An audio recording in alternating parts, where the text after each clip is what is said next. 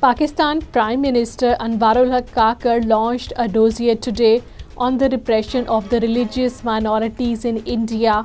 According to Kashmir Media Service, the Prime Minister unveiled the dossier prepared by the Islamabad Policy Research Institute during a ceremony in Islamabad.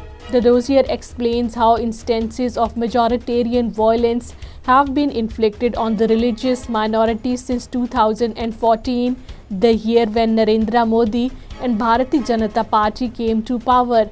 It reveals that 294 incidents of extremism against the minorities occurred in the year 2021 alone.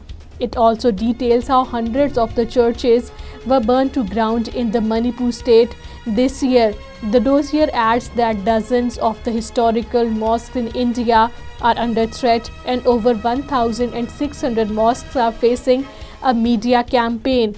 Speaking at the occasion, Prime Minister Anwarul Kakar said India was creating instability in the region. However, he maintained that Pakistan is emerging as a responsible state and will continue to play a positive role for the world peace. He pointed out that Hindutva's emergence is a challenge and RSS is continuously targeting minorities in India.